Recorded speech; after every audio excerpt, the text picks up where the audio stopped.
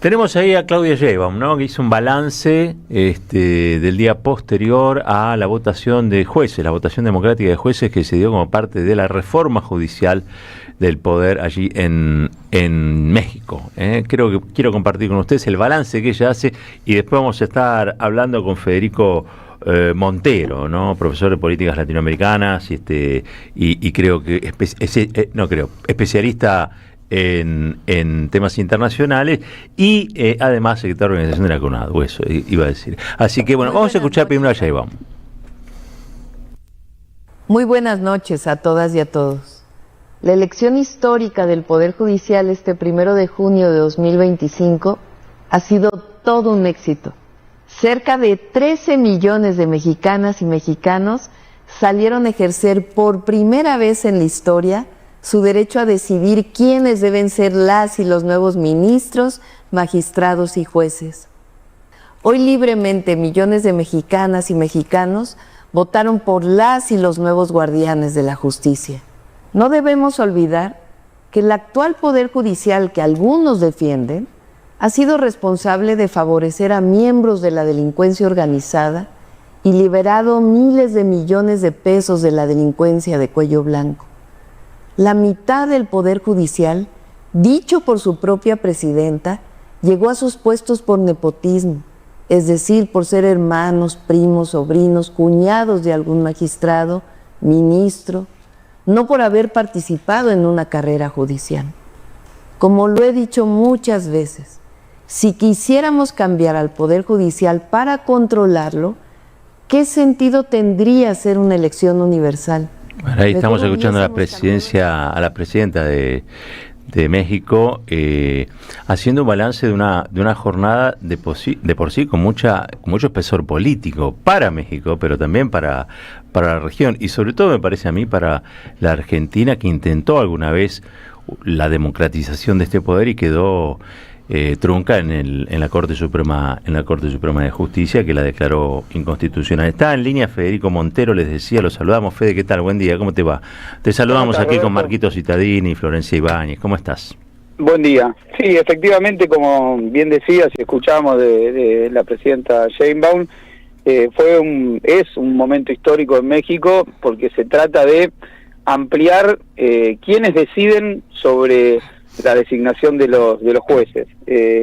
Hay que recordar que se eligieron todos los niveles del Poder Judicial, desde la Corte Suprema de Justicia de México hasta los tribunales distritales, casi 900 cargos nacionales y 1.800 distritales.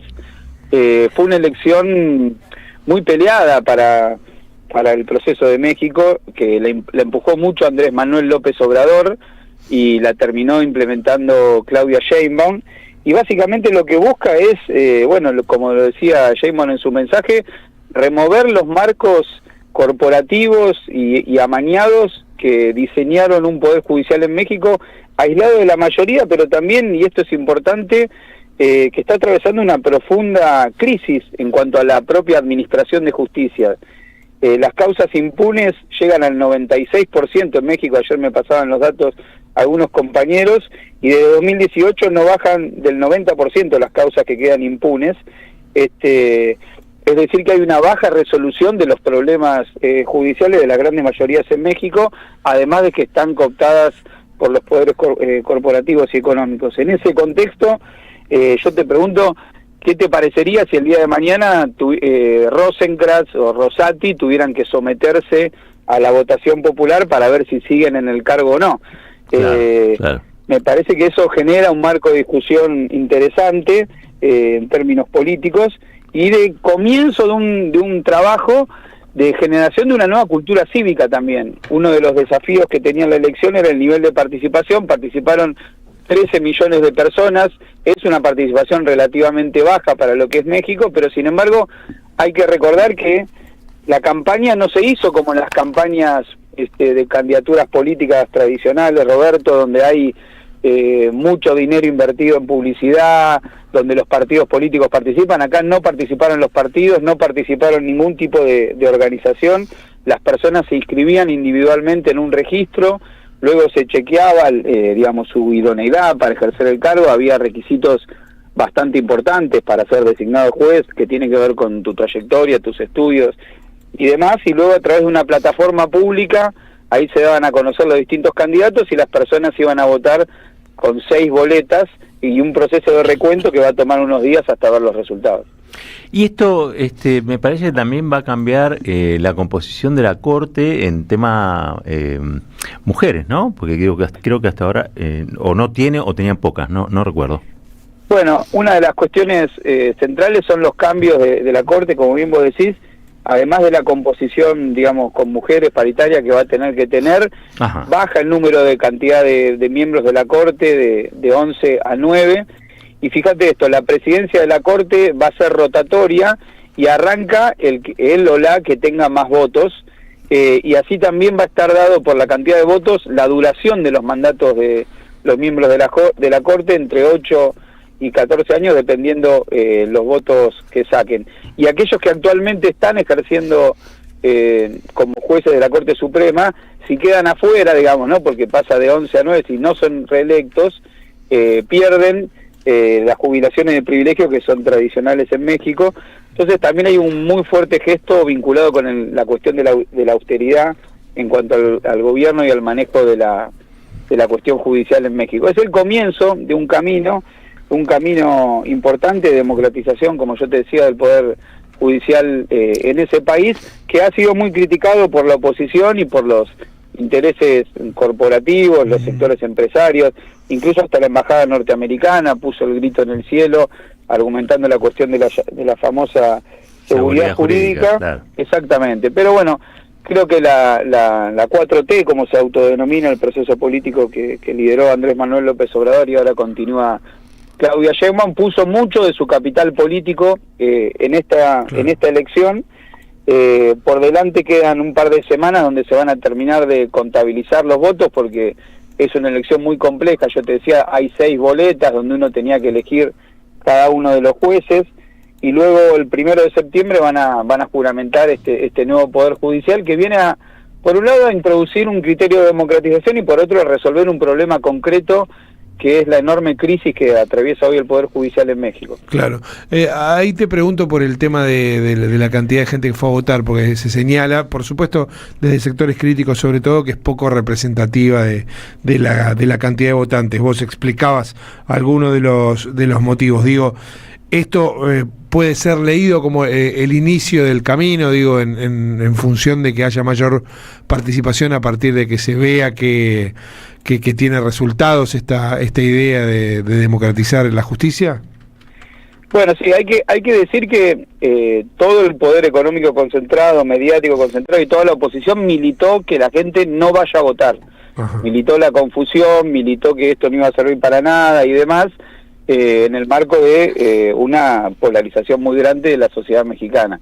Eso explica una parte importante, digamos, de las personas que no fueron a votar. Y después, efectivamente, como bien vos decías, no son elecciones tradicionales, donde hay un candidato que dice votame a mí por esto y por lo otro y demás, sino que es la selección de personas que van a realizar la administración de la justicia. Ahí se juega una índole diferente de la representación, si se quiere, más cercana para muchos jueces distritales que están en el día a día de la resolución de los problemas cotidianos de la gente, y efectivamente yo diría que es el comienzo de un proceso de educación cívica también, de las grandes mayorías de México respecto de informarse y formarse en la selección de los jueces. Así que obviamente la oposición va a destacar que no fue tanta la participación, pero en realidad si lo miramos desde otra perspectiva, es el comienzo de un proceso de educación, información y participación democrática en un nivel del poder del Estado que antes estaba